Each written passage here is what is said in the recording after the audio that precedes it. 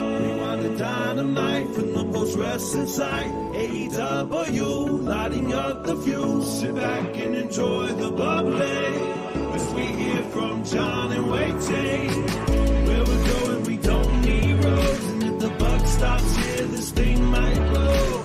Everything you hear are opinions of the show. And if you don't like it, go to the forums and let them know. Hello, everybody. It is John Pollock and Wai Ting. Wai, long time no talk. It's good to catch up with you. How are you? I'm doing okay, John. You know, been a bit of a long day, and Is it? I feel like we're barely started. So I'm good, but I'm looking forward to the next hour plus of discussion that we're about to have. Well, tonight we are doing a first. It is the post-wrestling doubleheader tonight. So we are going to kick off with our review of Dynamite. We'll also chat a couple of the news stories from today. And then in approximately 1 hour, at the top of the hour, we are flipping over to the Post-Wrestling Cafe for our review of the 9 Lives of Vince McMahon. We will be going through that documentary that aired on Tuesday night. So for Cafe members, you already have the link to follow along and watch the podcast afterwards. And if you want to jump on board the Cafe, you can do so over the next hour and have instant access and join us in about an hour. And we will go extensively into the documentary, what Wai thought about it, what I thought about it, and adding notes and background to many stories that they tried to cover over the course of those 2 hours. So that is all on tap. Do want to mention that Up Next is up on the site from Tuesday night, and that is your new home here on the Post Wrestling channel, Tuesday nights with Braden and Davey. You can always catch Up Next, as those two will be covering NXT, and that will be a focus of our first news story. But also to mention that we also have the BWE, the Big Fat Wrestling Quiz, going live on Thursday at 3 p.m. Eastern Time. With the whole crew. I'm pretty sure it's 8 p.m. Eastern. Oh my goodness. Yeah. I can't remember. I thought it was, you're right. We went through this whole thing. Yeah. Go to youtube.com/postwrestling. It's got the correct time right there. It is all set to go. So do check that out and don't rely on me. This is, okay. I'm not going to say anything. It's there. The upcoming stream. Yes, it is. Yeah, just bookmark it, hit the bell notification icon. You'll be told right away. One last thing while we're doing some plugs here. This weekend, of course, it's another edition of the Long and Winding Royal Road. This time, WH Park will be speaking with our good friend Damian Abraham. And speaking of the Long and Winding Royal Road, the man has dropped a brand new T-shirt over at store.postwrestling.com. Look at this beauty here. The 5 pillars, celebrating the additional pillar in, of course, one Jun Akiyama here. So wonderful design. These shirts are our biggest sellers. WH Park is a very popular man here at the Post Wrestling store. So store.postwrestling.com, $25 gets you one of these shirts in either black or white. Go and check out the logo right now and listen to the show this Saturday. He is our version of the Acclaim. WH is a big merch mover here at Post Wrestling. Check that out. It's a beautiful shirt. It looks tremendous. So there you have it. Check it out. Store.postwrestling.com. And the final thing, next week the Christmas show is dropping. We are doing our annual jingle contest. You can send in your own Christmas jingle. We will review them all on the Christmas show. The deadline is next Wednesday. You can submit them on the thread at forum.postwrestling.com or email them to john@postwrestling.com. We are taking all submissions, and we will see how the jingles fare this year on the Christmas show. And that will be dropping next Friday, the Christmas show. So look out for that on December 23rd. We'll move on to the news. And the main story on Wednesday was the WWE releasing Mandy Rose. This was first reported by Sean Ross Sapp at Fightful. And I spoke to several people who confirmed she was done with the company. And this came after the abrupt title change on Tuesday night. If you recall, at Deadline, they had already advertised that the 2 title matches involving the Iron Survivor Challenge winners, those matches would take place at New Year's Evil next month on January the 10th. Fast forward to Tuesday night, the opening segment sees Roxanne Perez make the spontaneous challenge. It is accepted by Mandy Rose, and 2 hours later, her 413-day title reign is over. And in the reporting from Fightful, it seems that the main issue is regarding Mandy Rose and coming down to these like third-party applications, and this being a fan time page that she has been running, and apparently enough that you're going to... WWE has certainly relaxed things when it comes to talent being involved with third-party sites. It's not as rigid as it was when that edict was first put down. But obviously this, it seems like whether it was a concern about the nature of the content that she was producing, this was ultimately something that the sides, they were not going to be able to continue. And now Mandy Rose is done with the company. So there's a lot to this story. And it brings about many different subjects, such as, talent using third parties, and especially the fact that this is, content that she makes a lot of money on outside of WWE. Mm-hmm. Certainly a topic that's received a lot of attention, and I think a lot of very strong emotions from people paying attention, and so many layers, I have to say, to the story, in what people might perceive to be is there a double standard with other types of behavior, and those not necessarily warranting releases versus something like this. So Brian Alvarez seemed to indicate that WWE was aware of this, or at least like he had said that was one version of the story that he had heard, that WWE was aware of the fan time existing. And I mean, it's not like she was like overtly promoting this, but at the same time, it's not like this was unknown that she was running this. But this was not as well known as, like, she wasn't on OnlyFans, which is going to draw more attention. It's just like, it is the brand. Right. But nonetheless, like, she's a public figure that is out there, and these are photos behind a paywall, just for those that are not familiar with this. So if they were aware of that she had the fan time page, then it probably more so comes down to the type of content that she was releasing on the page. That is the issue here. Correct? Yeah, I'm certain that, like, I cannot say for certain that WWE, like, you would assume like that would make sense. Like, this is certainly content that is behind a paywall, and from what we've gathered, the content has maybe gotten more risque over time. It's very sexualized content. Yes, involving nudity, we should say. Mm-hmm.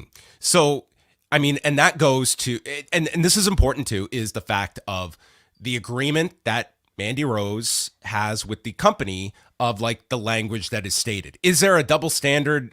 Of course, like, that is going to exist in the dynamic between the company and talent. You can bring up the independent contractor argument, and certainly, like, that is one that has been exhausted and should be discussed when they use that for their gain. But then when talent tries to use that for their gain, it's not always reciprocated the same way. What WWE cannot do, though, in this situation for me, though, is hang their hat on this decision about this somehow affecting their image as a company. There is no way that you can send out a officer of the company into a wrestling ring to lead a crowd in a chant of "Thank you, Vince," who is under sexual allegations, and state that this is a black mark on our company, that a talent under their own doing is putting out photos that she consents to, that an adult is making money off of. Like, you cannot tell me that this is a bad image for our company when there are, to me, far worse things. Like, I could care less of talent that are engaging in this, but if the WWE has the power in their contracts to restrict this, and when it comes to talent making money outside of the purview of WWE, that is going to be territory where they are going to clamp down on. And this is something that it was in full effect during the Vince regime, and this is kind of our first example under the Paul Levesque, Nick Khan, Stephanie McMahon regime of clamping down on something that it's not just the money she is making, but probably the content as well that she is making. Right. Yeah. I mean, I think a lot of this calls into question perhaps like our society's views of nudity and sexuality, and how that somehow is often treated as a way bigger offense than many other things that people tend to get into trouble for. And we're probably very behind the times in those instances. But it's, I think, a bit more of a complicated issue, just given the nature, the vague nature of like these sort of independent contractor contracts. And I think the vagueness of like the what line of punishment I think the WWE has shown. Anyway, please, you had a thought.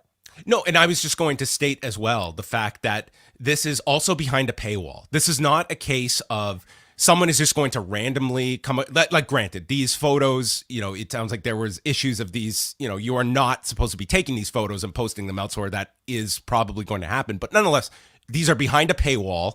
To me, this is a company that when it was comfortable with this type of stuff, had nudity on its own shows with children in the audience. So I cannot, listen to that kind of double standard. I mean, I to me, like, I just do not see this as any kind of a controversy, but it is one that WWE is obviously going to send a message through this from others. But you're in a position where a Mandy Rose, like, let's remember this, like, she's in NXT right now where she doesn't have to be traveling all over the country. She's making a ton of money doing this. And when push came to shove, like, I'm sure they did not just come down and say, you're gone. I'm sure the option was it's here or these photos. And that tells me about this is a lucrative business for her and not just a side business. This can be her main line of work, I am sure, and does very well. I mean, in MMA, like Paige Van Zandt does unbelievable, with this, and a lot of talent is finding like this is a very significant source of revenue for them. Certainly, yeah. So, in that sense, maybe, again, this is another thing that calls to question what somebody like her was being paid, as part of NXT. I actually don't really know whether she was on a full NXT contract or if it was carried over from her WWE main roster contract. But tells you that, if you're somebody who has the option of making money via one of these types of pages, I mean, this is probably a much more lucrative option that's available than strictly professional wrestling. But I mean, we've seen her growth over the past year, in ring and on the microphone as a professional wrestler, and I think she's been working really hard. She's been taking it very seriously. So not for a second do I really think she'll be leaving the industry. I feel like she's probably done a bit too much to just throw it all away. It's hard to say because she's one where we didn't. Like, she came up through Tough Enough. She's been in the WWE system her whole career. It's always one of those questions when somebody leaves WWE and that's the only system they've been part of.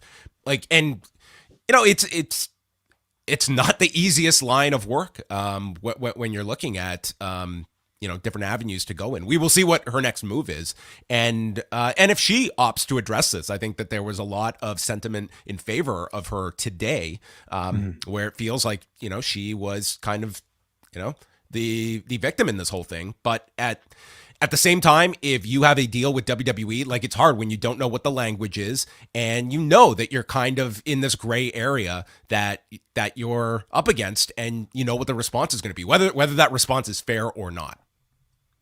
Yeah. So we'll move on. New Japan held their tag league finals today in Sendai. So I got to see the top matches on the show, and we had our two winners with Hiroki Goto and Yoshihashi. I would say semi-surprising, defeating Aussie Open after 28 minutes and 22 seconds using the GYR followed by the Naraku, which is the finisher they used last year to beat Taichi, to beat Evil and Yujiro in last year's final. So back-to-back winners are Bishamon, and they will now challenge FTR for the IWGP tag titles. I was a bit surprised by this outcome, Wai. It's a less attractive match, I would say, maybe for anybody who has seen or heard about the incredible match that FTR and Aussie Open had over in England. But I think a move like this is a reminder that like New Japan is largely a promotion that is being booked for the local audience, and I don't know if they would have necessarily seen FTR versus Aussie Open as a more attractive match than two more established and well-known guys like these two. And then in the Super Junior Tag League final, it was Yo and Leo Rush defeating Chris Bay and Ace Austin. Both these teams had really, really good tournaments. And the end saw Leo Rush hitting the final hour onto Ace Austin. And then Yo, who just, to me, he was rejuvenated in this tournament. Working with Leo Rush, I don't know if it's just him just acclimates better in a tag role, but this was, to me, a big resurrection for Yo. And Leo Rush is so underrated. He was great in this tournament as well. And it's Yo hitting the direct drive on Ace Austin. They win in 21 minutes and 10 seconds, and they will get future tag title shots against TJP and Francesco Akira. But the match everyone was focused on, Karl Anderson, bright lights. Karl Anderson made his way back to Japan to take on Hikuleo. The match went 10 minutes and 23 seconds. And in the end, we have Gedo running in. And from there is a chokeslam spot to Karl by Hikuleo, but he counters the chokeslam into a gun stun in midair, pins Hikuleo 1-2-3 in 10 minutes and 23 seconds. His first singles win ever in Sendai in this building after losing 6 previous matches. And then afterwards, he calls himself the greatest never openweight champion of all time. He's going to be the champion forever. Forever. And then Tama Tonga walks out to confront Karl. Tama goes for the gun stun. It's blocked. Karl lays out Tama Tonga with the gun stun and tells him, I will see you at Wrestle Kingdom. This guy just walked in. He just walked over these guys, and then he exited, and he's back to WWE for 3 weeks, and then he'll return to Wrestle Kingdom. I saw the reaction to that. Dude, people hated this match. It was not anything special. I do not think Karl Anderson, WWE contracted wrestler Karl Anderson, needed a setup match in the form of Hikuleo to just beat here. And then I can understand the gun stun spot with Tama Tonga, because the big spot will be Tama Tonga finally lays the gun stun on Karl Anderson himself and pins Karl with his own move. So that part was fine. Hikuleo, though, I mean, man, he just got he was just the doormat in this match for Karl Anderson. But that is what we have, Karl Anderson and Tama Tonga. And you can certainly argue that when it's contracted to one night and you have all this talent, and Karl Anderson is one of the guys that's going to have a singles match on this show, that will rub some people the wrong way. But for them, it's a WWE guy on their big show, and most likely the title change happens in 3 weeks. Mm-hmm. Yeah. To me, like the the Hikuleo part of it all just feels like it's just a holdover from what they were supposed to do, and they couldn't. I can't explain, what Gedo sees in a Karl Anderson to jump through so many hoops to get him, to extend his run all the way to Wrestle Kingdom where he could drop the title. I mean, maybe they consider Tama Tonga beating him in Wrestle Kingdom, Tama Tonga beating a WWE guy to feel like a big moment. I don't know if it's going to necessarily have that sort of impact, but I mean, it creates an interesting scenario where at Wrestle Kingdom you have a lot of different people from very different promotions all under the same roof and the same cart. It is a very unique show. It's a unique week in Japan when you add in Nakamura on the Noah show. You've got Kenta and Marufuji teaming up together. I mean, it's between the Stardom show on the 29th and all through really January, because you have now, it's crazy. You have the back-to-back Yokohama Arena shows for Noah with Muto's show teaming with Sting and Darby Allin. Then New Japan is doing Yokohama Arena for Wrestle Kingdom Part 2. The very next day after the Yokohama Arena show is one of 3 New Beginning cards for New Japan that are on back-to-back days. It is just crammed with stuff. January is going to be a wild month. But the other notable news coming out of the show is that at the end of the year, Minoru Suzuki is disbanding Suzuki-gun. Yeah, giving a pretty emotional speech, Minoru Suzuki. A rare, sight of maybe watery eyes even from Minoru towards the end of this speech here. What does this mean about his future in New Japan Pro Wrestling? I don't know. Could we get a farewell? Maybe some of the old members will all come back for the farewell at the end of the year. Maybe Shelton Benjamin will come over with Karl. They'll get a group raid on the flight. He'll probably stay with him. Maybe. I maybe a video message. I don't think that's out of the question. Harry Smith. Maybe right. A reunion. All right, ratings notes from the last 2 nights. Raw did 1,472,000 viewers, their lowest viewership since July of 2021, and a 0.37 in the demo. So this was this was not a great week. The decline was not that bad, but that's because the first hour was awful. This was like the lowest first hour that we have data for. 1,482,000 viewers for the first hour, which is stunning. It was that low. They were up against Monday Night Football, but not a game. The game was down from last week. It's not like it was a crazy game that they were up against. Their 18 to 34 audience stayed consistent from the week before, but it was really just that first hour was really, really low, and then they were even lower in hour number 3. So this was a drop, 10% in the demo, still finishing 7th among cable originals on Monday. But I guess this is a show that you can't say that people tuned in. They were just they were not interested from the get-go, so they made up their minds early on this Raw. Is it a sign of just, people cooling off on the product, and, it doesn't necessarily seem like what they can advertise will that make that much of a difference either way? Yeah, I look at this one as this was just a show that did not have interest going into the show. I mean, you did have some stuff advertised, and you started off with you had the 2 number 1 contenders matches, and they started off the show with one of them with Bayley and Alexa Bliss, and then ended the show with Rollins and Lashley. So it's like you did have matches going in, but maybe it is some of that, of just a bit of a malaise right now as they are in these December months where everyone knows it ramps up next year. But I mean, this was it was just a not great number for Raw. So, Canada did great. They were up 25% this week, over 227,000 viewers on Sportsnet 360. NXT on Tuesday did a very good number, 666,000 viewers and a 0.17 in the demo. This was among their highest demos of the year. It was 3rd highest this year. Their demo was up 27% this week. 18 to 34, their highest number of the year. And as I recall, there was another episode this year that Roxanne Perez was in a big match, and I remember it doing surprisingly strong. And this was a show that if there was growth throughout the show, it was like the Roxanne Perez chase. And she comes off this match, and they set this up in the first segment. So I mean, it's certainly something that would be encouraging if you are a Roxanne Perez fan, that this was, and they were also coming off of Deadline, so maybe they had a bit more interest than usual, but this was a very good NXT number. They were up to 13th on cable on Tuesday night, so that was appreciably up from where they were a week ago. And sign of the apocalypse, they did a great number in the US. They did a great number in Canada. It was like their highest number on Sportsnet since March. Wow.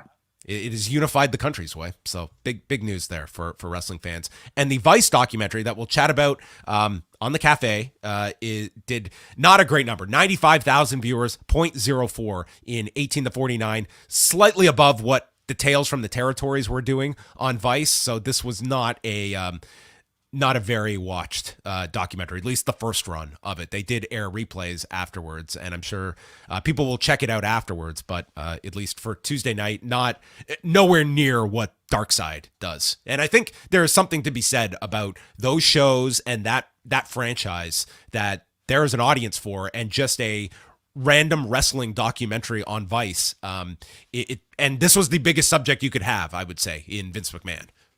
Right. But it's a time slot that nobody would be used to in terms of routine. I would say in terms of buzz. Maybe there was very little promotion for this, other than that trailer that was going around that wrestling Twitter would have seen. It's not like they were doing any heavy promotion for this that you would know all that much about. When Dark Side comes out, man, Jason Eisner and Evan Husney, dude, they like hustle on media. They do every show out there. They know who their audience is, and they've built like a successful following for it. But for this one, like I would imagine there were plenty of people that did not even know that this was going on, and maybe airing against NXT, you would not think that would be a big factor, but it's not a help either. If you're trying to big NXT with the title match at the end. It was a good NXT number, so you were going against that for the second hour. All right, there you go. That is all the news to ponder and discuss. So postwrestling.com is where you can get all the latest news. Tonight's show, Winter is Coming, from the Curtis Culwell Center in Garland, Texas, featuring Tony Khan landing the NBA on NBC theme. I love this tune, dude. When I was like a major basketball fan, there was not a kid my age that didn't like play basketball out in the street and had this song in their head as they were like shooting. It's the Round Ball Rock by John Tesh. The great John Tesh. This was one of the many contributions of Mr. John Tesh. Yeah, this seems to be like their theme for this best of 7 series now. That's cool. Is great. Yeah. Yeah. And that takes us to the opening match number 4 in the series between the Death Triangle and the Elite. And we get right into things with dives from the Elite, and it ends with Nick landing on his ankle on the floor, and he starts hobbling around. He waves off the tag. He just is trying to get his ankle going. Doc Samson is checking out on him. Taz is noting no ankle support with those shoes that he's wearing. Should be wearing wrestling boots. And then there's an injury to Kenny Omega. They note his shoulder is injured as well. So the Elite are just trying to keep it together here, and Nick gets taken to the back, so we have a handicap situation. Matt does his Northern Lights or O'Connor roll combo on the Lucha Brothers. Huge pop when Kenny gets the tag, delivering Snapdragons, and then Pac trips up Omega, stopping the dive.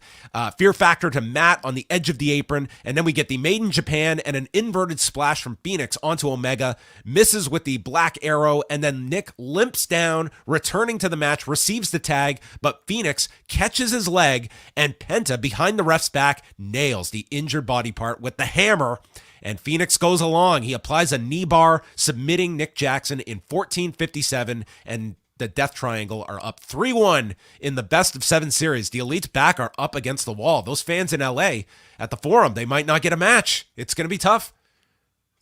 I'm very curious to see how they'll, drive up the suspense, knowing that it's very likely that the Elite are going to win the next 2. How could they manage to get us to bite? It's kind of like the Undertaker's streak, like it's an expected result, and every near fall, I think, should be an achievement and should be applauded if they manage to get that big reaction. In terms of the match, I felt this was probably the weakest of the 4 thus far, and this was one where perhaps they just kind of needed to largely get through this to bridge over to the rest of the matches, and I certainly don't blame them. 7 matches is a whole lot to keep fresh the entire time, and doing this frames the Elite as bigger underdogs heading into the final 3, and you also have Nick's injury as well. So the wrestling was still great, but as far as like the basic type of match goes, I definitely am starting to sense a bit of like staleness to some of it, having so many of the instances of it in such a short succession. So I definitely welcome the stipulation. Yeah, this felt the most storyline heavy match of the 4. I would say it never got to the levels of, the first one to me is in a category of its own. The second had the uniqueness with the crowd reactions and the doing everything in Chicago. And I would say this one to me was, I would probably place it 4th as well. It definitely did have that feeling midway through. Like it feels like, okay, it's the 4th night in a row where I'm having steak for dinner. That kind of feeling. But I would certainly say like this one certainly felt like that bridge to get to these next 3 matches that are all going to have stipulations attached to them. So next week in San Antonio, it is match number 5, and Omega has a message for them that they make the hammer legal. In fact, all weapons can be legal. They want a no disqualification match. So, to fast forward to the stipulations, it's going to be no DQ next week. Then in 2 weeks, if there's a match number 6, it will be falls count anywhere. And then if they make it to the Forum, if they make it it will be a ladder match to determine the winner of the series. I think we're going to get a ladder match probably. I think it's highly likely, although like it would be quite the bold booking move to have the Death Triangle win in 6 and then somehow explain it away. That Deprive everyone of the ladder match. the audience isn't getting it. Yeah. So, man, think about that stretch of Kenny Omega over the next 3 weeks where he's got to do this no DQ match, Falls Count Anywhere match, Will Ospreay at the Tokyo Dome, and then a ladder match back in LA with a flight to and from Japan in there. I think he's making up for lost time. I guess so. Alex Marvez interviews MJF. This was tremendous. He congratulates Ricky Starks, not on his first good promo, but his first good oratory exposition. Starks had a star-making performance while I showed up at AEW a star, and asks him, how many at-bats did you need before you finally hit a home run out there? I made you a star, Richard. You're welcome for the rub. He makes fun of Ricky's upbringing, saying he doesn't care. The fans relate to you because their lives suck. They whine and complain. I did have it easy. I was born rich, attractive, fun, witty, and pretty, and better than you. Makes fun of his promo last week for meandering, getting lost in the middle. Everyone wants to see my downfall. Everyone's rooting for you in your adopted home of Texas. And being under pressure tonight, we'll find out what happens when the pressure is applied to the pebble. Will you turn into the diamond under that pressure or simply turn into dust? Really strong rebuttal I felt from MJF here. You know, great follow-up to Starks' promo last week, and really the buzz surrounding Ricky Starks following the promo last week. I thought MJF put a great deal of thought and creativity into addressing every single one of Starks' lines. And of course, I think delivering the rebuttal without Starks actually being there makes him seem like an even bigger heel. You know, he can only talk big when the other guy's not there to defend himself. I thought it was a really strong backstage interview. It was a longer backstage interview than usual, but you know, when it's your world champion and when it's the main event, I definitely think the time was well spent. Yeah, I thought this was terrific.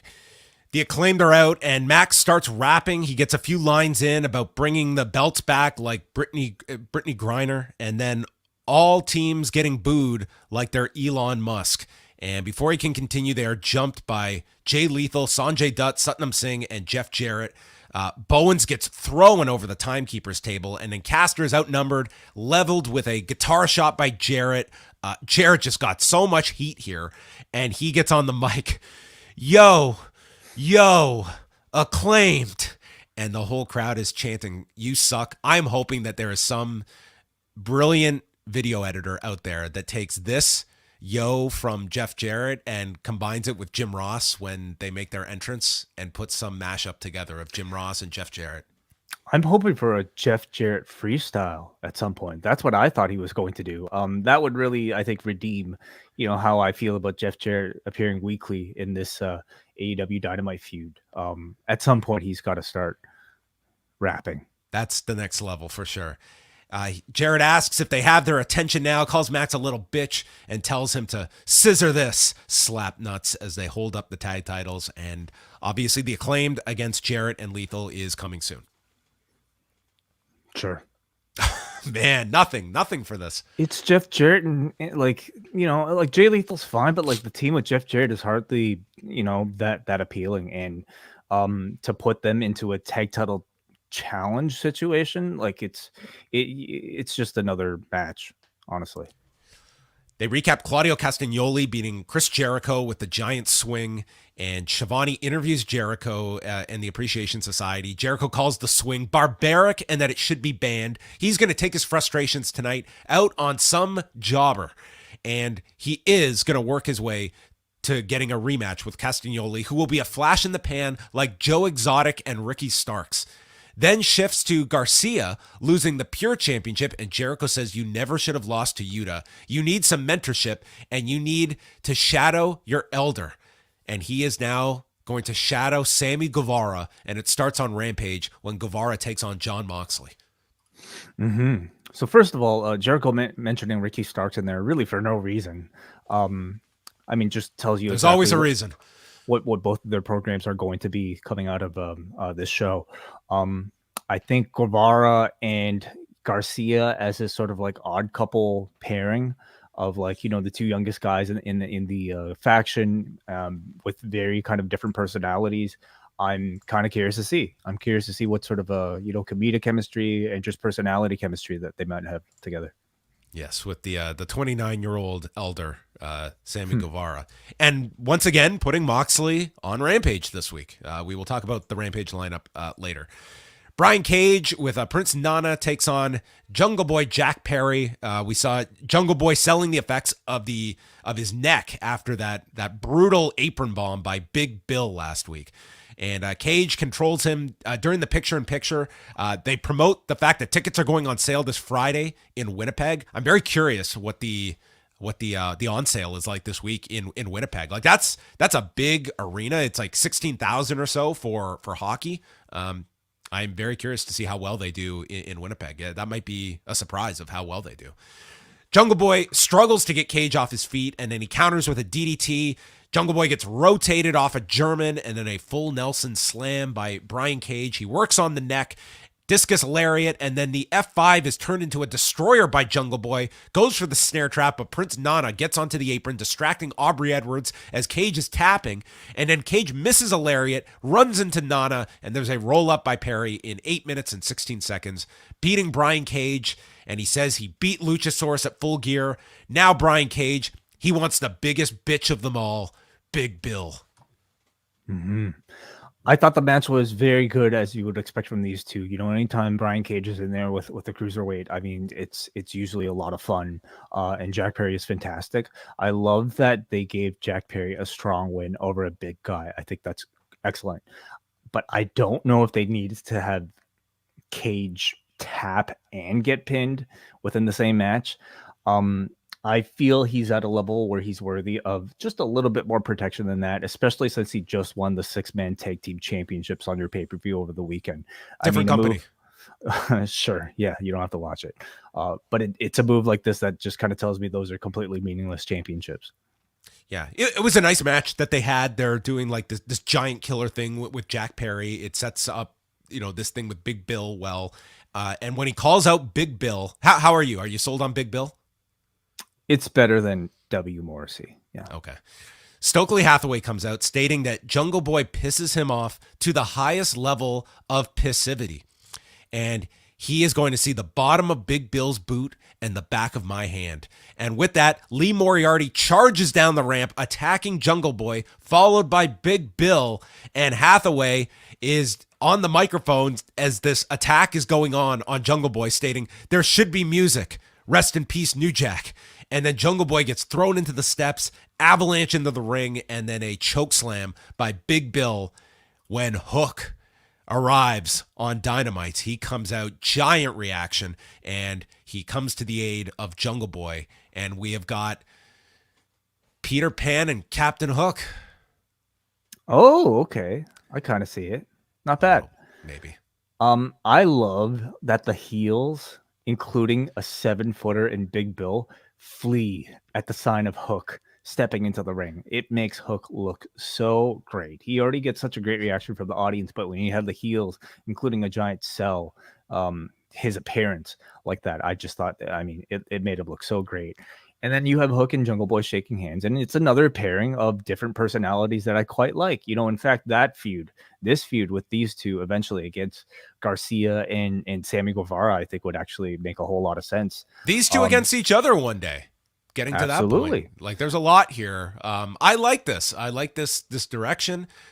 Putting these two as kind of, they don't have to be some permanent team, but it's like they got each other's back. The visual of Hook one day getting the red rum on Big Bill, I think could be great. So awesome. A lot that you can work with here. And I've been very kind of critical on Hook kind of branching out to do something. So I was optimistic about this direction. And a rare time seeing Hook on Dynamite as well.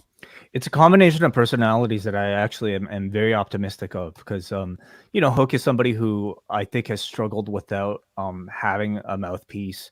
They've tried with Danhausen, and for whatever reason, they just kind of dropped that very cold. And without it, you're left with him like not being able to do much. He's awesome not speaking, but he still has to, have a way to kind of build stories beyond just like walking out and like, I don't know, tearing up contracts and things like that, like he did with that group, Trustbusters or something. Anyway, right. One of those. One of those groups.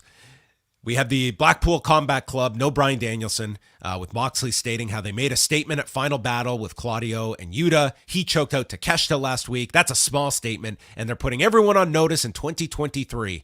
And they state, you think you're good? We know we're better. And Yuta says, we have to fight like you're already dead.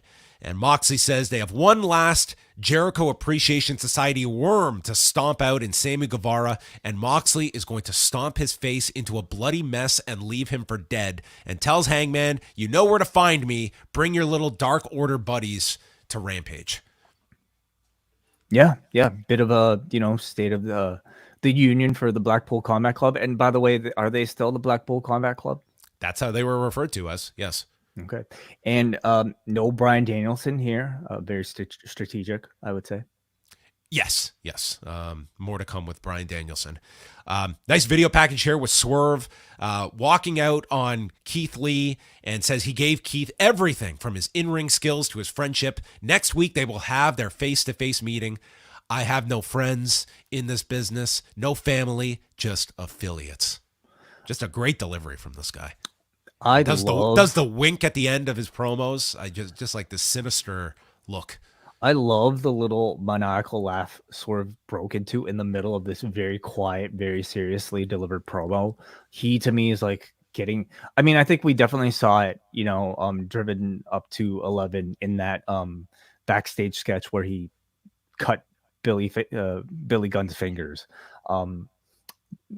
Maybe not quite, over the top like that here, but nonetheless, like the delivery, I think is straight out of a horror movie, and it's been wonderful. He's bringing like really strong Heath Ledger Joker type of energy, but without, feeling like a cheap knockoff at all. This feels totally original. He has had a tremendous 2022, and he's somebody who I would bank on reaching the top of this industry next year. He's going to have the continue this great heel run. And it's the type of heel run that I could see being so attractive that the fans will turn him babyface. So I think Swerve's going to have a great year next year. Man, that's control B bold statement from Wai Ting. Do you disagree? No, I think he's in for a big year next year. I agree.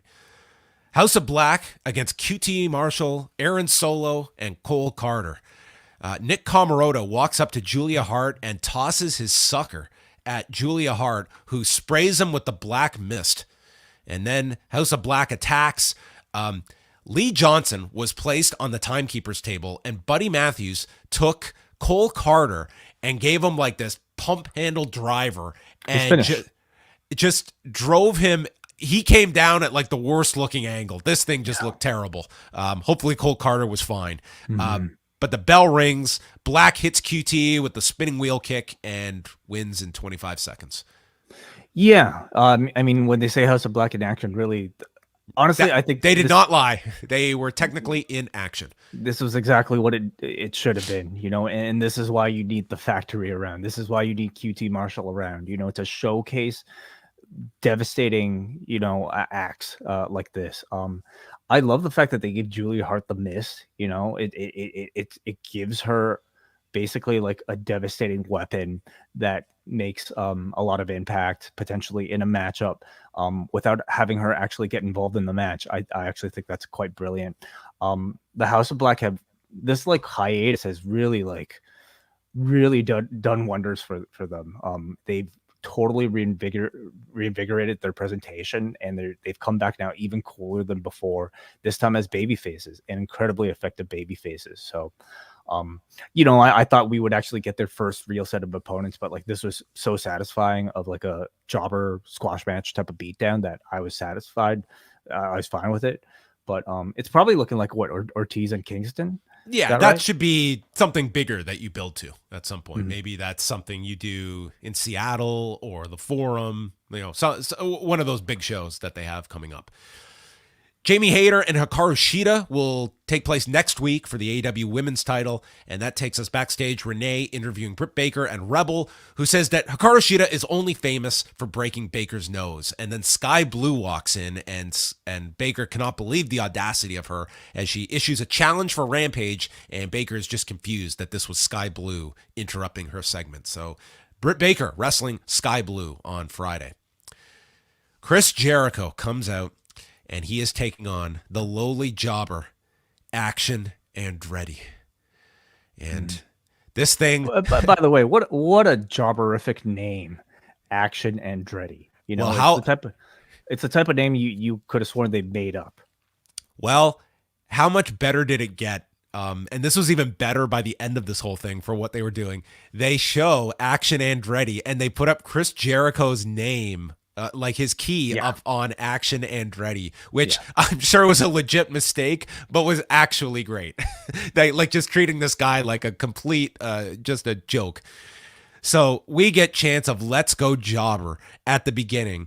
And Andretti at the beginning, he responds to Jericho by slapping him, gets some chops in, and then Jericho attacks. He's delivering punches in the corner where they all yell Ocho at 8. And then Andretti hits a splash off the middle rope. Jericho lifts him up, DVD, code breaker, 1, 2, and Action Andretti kicks out. And from this point on, this crowd was just all behind Action Andretti. And Chris Jericho, this was just a masterclass. He is selling the shock of this Action Andretti fella kicking out of my code breaker. So they go through the break. Andretti continues to kick out of covers during the break. Jericho's chest is now red from the chops. The crowd has now, they've gone from Let's Go Jobber to singing Oh, Bask in This Jobber, and singing that throughout the crowd. Andretti then fires back with chops, and this crowd, they are so behind him. Every bit of offense gets louder than the last. He hits a neck breaker. They're going nuts. Then he pulls out a split-legged moonsault. You would have thought like the roof was going to come down when he hit this. Ducks a Judas effect and rolls up Jericho, only gets a 2. And then an enziguri off the middle rope lands, clotheslines Jericho to the floor, and then hits a best moonsault ever to the floor. Now the crowd is chanting, holy shit, and Jericho takes over again. A power slam gets countered, and Andretti hits a running shooting star press, pinning Chris Jericho in 9:35, and the place went nuts. And then right afterwards, Tony Khan announces that Action Andretti was signed. This, to me, was such a memorable moment, and I thought it was just amazing to watch what they were able to do in 9.5 minutes. They got this whole crowd behind Andretti. Chris Jericho did a phenomenal job in this match. I just love this. This match, you know, to me is AEW's version of Razor Ramon versus the 1-2-3 Kid, and obviously with modern takes on, I think, style, it was a tremendous match. It also reminded me of Triple H versus Chris Jericho for the World Championship, except this time the guy who, you know, wasn't supposed to win actually won. It was incredible. And, you know, there are going to be maybe some opinions about what was the best match on the show. I think you could go with several, but in terms of like excitement, I don't know if you.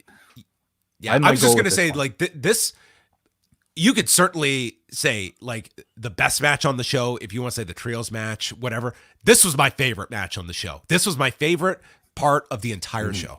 I loved every bit of this. I thought it was just a real stroke of brilliance to take the opportunity. So what had happened, everybody? Action Andretti had a great match with QT Marshall on AEW Dark. And clearly from that point on, you know, people had enough of a look. Tony Khan saw this guy and said, I'm going to sign this guy. And they chose to debut him in possibly the very best way you could possibly debut an unknown. And again, this guy is a relative unknown. I don't know how many people would have ever heard of Action Andretti prior to seeing him on Dark, even after Dark. How many people? This guy's had like less than 100 matches. He's been wrestling for like 3 years. Like he's very new. So they took that opportunity of a guy who they know is really good, but doesn't have a name. And they put him in a situation of a Chris Jericho match where he just came off of a loss on a pay-per-view.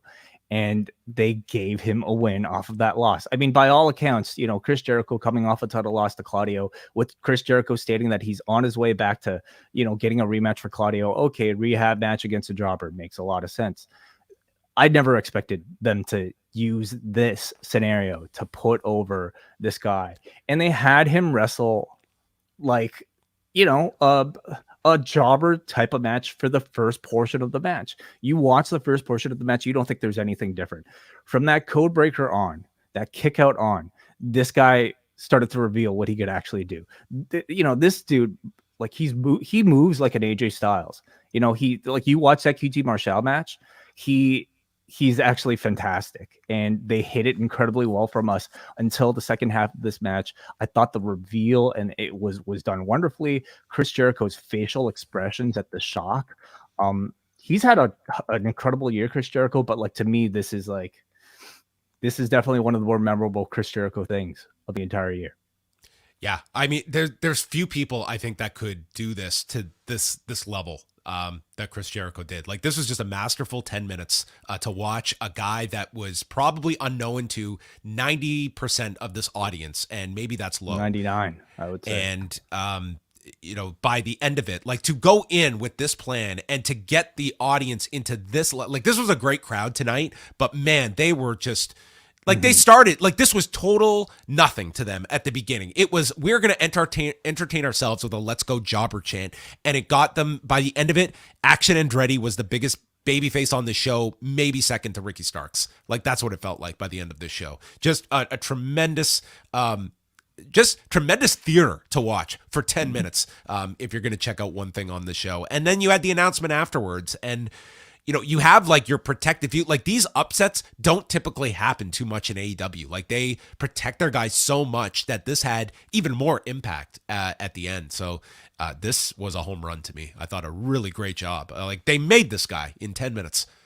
Yes. And, again, to me, it's part of maybe the egolessness of a Chris Jericho to, sacrifice his star value to be able to deliver a moment like this. He could have very well, done the Triple H thing where, like, gave the guy a great match, kick out of the code breaker. Great. You got the, sort of a moral victory here. But I mean, they went further with it. They gave him a win. And I mean, Chris Jericho does not lose a thing, of course, coming out of this. But this guy, he's made. I mean, I don't want to say he's made, but he certainly made a great splash on his first debut. So by this point, everybody knows who Action Andretti is. I wonder if they'll keep that name. I still think it's incredibly jobberific. But we'll see. Maybe he'll make it cool. Then we had Ricky Starks promo.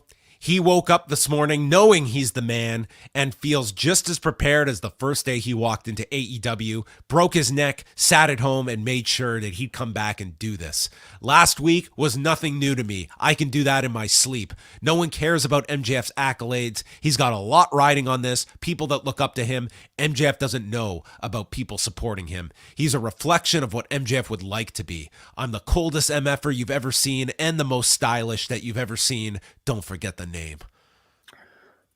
God damn. Like, I thought MJF's rebuttal was excellent, and I thought that was all we were going to get promo-wise from this feud until the match.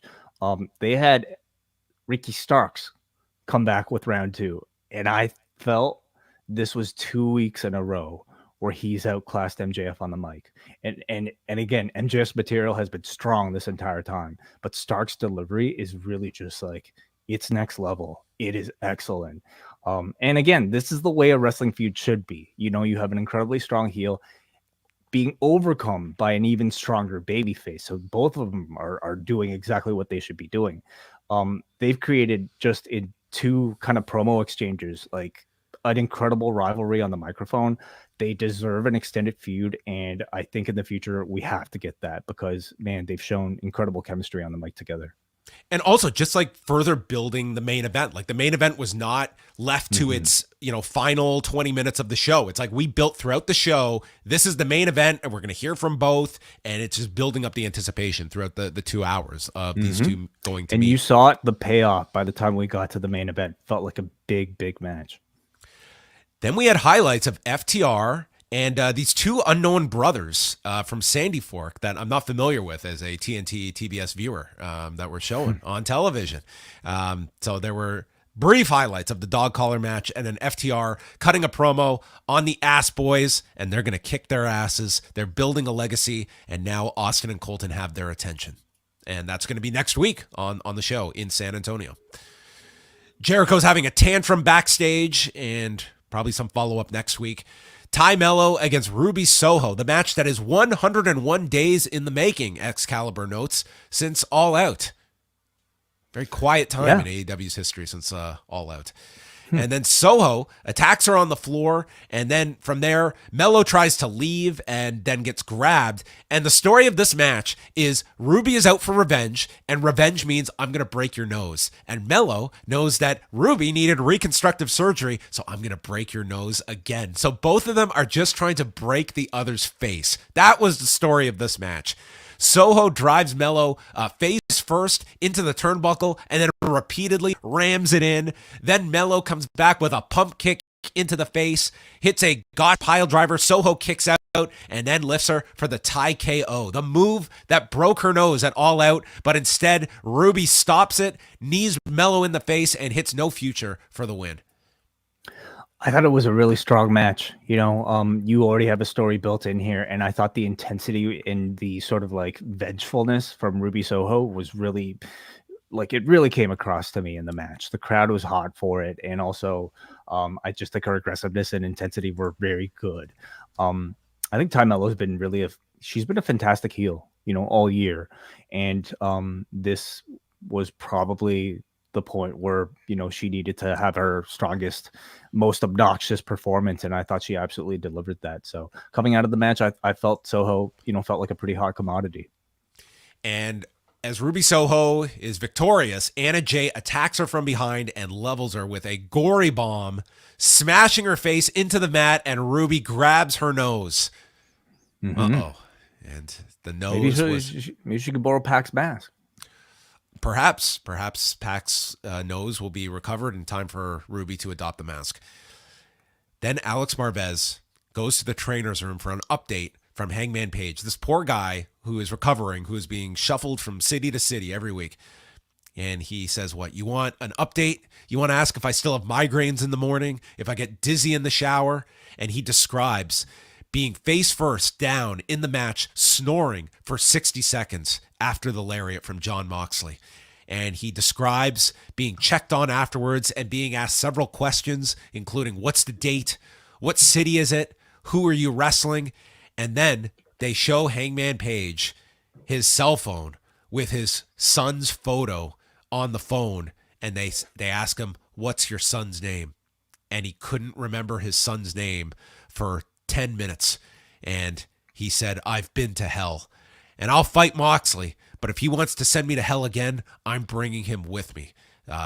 So this was, I thought, just a tremendous segment with Hangman Page. Could not remember his son's name. He said for an hour he couldn't remember his son's name. Yeah. I think there were so many ways he could have gone with this promo to just explain that fact, that very heartbreaking fact of, like, I can't imagine, not knowing my son's name. And being so lost and feeling just like so helpless that I don't even know something that should be the most important thing to me. I thought he could have simply said, I had a really bad concussion. I couldn't remember, a lot, but like the way he kind of took us there to explain like the concussion was this bad. I thought was wonderful and very emotional, and a reminder of just how great of a promo this guy is on a show with some pretty great promos. Dude, there were some great interviews on this show. Some very, very solid promos or oratory expositions. Rampage on Friday. We've got Jon Moxley against Sammy Guevara, Britt Baker against Sky Blue, Wardlow is in action, and then a promo to set up Dustin Rhodes in Texas teaming with Orange Cassidy and the Best Friends with Danhausen in their corner against The Butcher, Blade, Kip Sabian, and Trent Seven. So 4 matches listed for Friday night, which is being taped tonight in Garland. Then Dynamite next week, the Holiday Bash. It's match number 5 of the best of 7 in the no DQ match. Hayter and Shida, and then FTR against the Gun Brothers. That takes us to the main event, MJF and Ricky Starks for the AEW Championship. And the ring. And the ring, you're right. The Dynamite Diamond Ring is on the line. It is winner take all. And MJF early on, he's doing Ricky's pose. He does the strut and then eventually gets frustrated and goes to the crowd. And then MJF starts to work over Ricky Starks. He's applying an abdominal stretch, driving the knuckles into the side, and working over like the injuries that Ricky Starks has been selling over the past month. We see a Liger bomb by Starks. The crowd is very much behind him. And then MJF targets the elbow and the arm to weaken it for the salt of the earth. Hits a power bomb onto the knee for a 2 count. Crowd is into all of these covers. Starks eventually hits a spear, but then MJF regains the advantage, gets the salt of the earth onto the injured arm. The crowd's going wild. Then he figure fours the arm. He hyperextends both arms so he can't reach the rope. Then he reaches with his foot. He takes the leg of Ricky Starks, and suddenly we see him become Max Sabre Jr. And very good. Yeah. The one limb he has is his other foot that makes it to the rope. A great sequence here, and tease of a submission. MJF is avoiding the Rochambeau. There were a few issues at times when each was lifting the other that it seemed like the balance was off. But I felt like, at least for Starks, he had the excuse of having a bad arm and the ribs, and I think was a struggle. He was kind of selling it, Yeah. So it comes down to MJF avoiding the Rochambeau. He hides behind referee Paul Turner, pushes him aside, and with Turner's back turned, kicks him low and uses a small package to pin Ricky Starks in 15:48 to keep the title and, for the 4th year in a row, the Dynamite Diamond Ring. I thought this match was outstanding. First defense from MJF, and it was excellent. It's not so much a shock at all anymore that he's as good in the ring as he is on the microphone. In fact, I would say expectations for him to steal the show as the champion are there every single time now. And I thought he absolutely delivered, as did Ricky Starks, who I think more than proved that he is a main event player throughout the course of this reign. I mean, by all accounts, MJF's first title defense, you wouldn't think there'd be this much drama, because it's pretty much a given, especially with Bryan Danielson kind of being built up as a real challenger for a bigger match down the line. I mean, how much would you get into Ricky Stark's challenge? But because the promos were so good, because they strategically placed, used him as a challenger in these Texas shows, I thought they turned this into something way beyond what it should have been, and a real star-making performance, a star-making couple of weeks for Ricky Starks. Yeah, and I always look at, those setups where, the immediate reaction is, oh, it's such a predictable outcome. It's like, if you do the work and you build up your baby face, all you are creating is that moment of doubt for your audience that maybe this will happen. And on this show, you saw Action Andretti pin Chris Jericho 45 minutes ago. And could this crowd get caught up in the moment that Ricky Starks in Texas could win the title? Yes, they did, because they were going off multiple near falls, believing Ricky Starks could win this match because they believed in him. And if it's a Chris Jericho direction, I think there's way worse options for Ricky Starks to go after this in terms of like a solid program that comes out of this that still keeps him in a main event sort of focus. Yeah, you're talking about perhaps, 2 of the 4 MVPs coming out of the show, being paired together in Chris Jericho versus Ricky Starks. I think that's a wonderful pairing, and I mean, it's one that I can see Ricky Starks coming out of as the victor, just to kind of boost him over to that next level. But I would love to see MJF versus Ricky Starks revisited in the future. I think these two could be career rivals with even greater promo battles, within the 2 of them, both on the mic and in the ring. They've shown to have incredible chemistry. So I could see a whole lot more for them in their futures. And then as MJF was leaving, Bryan Danielson's music hits. He comes out, chases MJF, who runs through the crowd, and Danielson tends to Ricky Starks and keeping everyone's direction on Bryan Danielson chasing MJF, both literally and figuratively, for the title. And that was the end of the show. A really entertaining show. Very good match. I mean, the trios match, it wasn't the best of the series, but it's fun. Still exactly. It's still steak, and it was like an entertaining trios match. I love Jericho and Andretti, and some of the promos on this show were very top notch. Like Moxley's too. Like the BCC promo was very strong. Swerves was very strong. Hangman, Hangman, of course. Yeah. And then your main event participants. Like this was a very well-rounded show, and I thought it was one of the better Dynamites, I would say, in recent memory. So strong show out of Garland, Texas, and a great crowd. Crowd added a lot to that main event, to Action Andretti. They were very much very heated for these 2 hours. So that is the review of Winter Is Coming. Do you want to go into feedback first, Way? What do you want to do next? Do we have much of it? We have a bit, yeah. Let's save it for Patreon, and the cafe. So all of you guys right now, because we're going a little bit over the hour, let's save it for that. We'll start off with your feedback, and then we'll get into our Vince McMahon documentary review. Okay, so we will let everyone reset. We are going to reconfigure and meet you over at postwrestlingcafe.com. We'll be going up in just a couple of minutes with our review of the 9 Lives of Vince McMahon documentary. Patrons at all levels get access to the show, so we hope to see you over there. And thanks to everybody for tuning in to Rewind-A-Dynamite.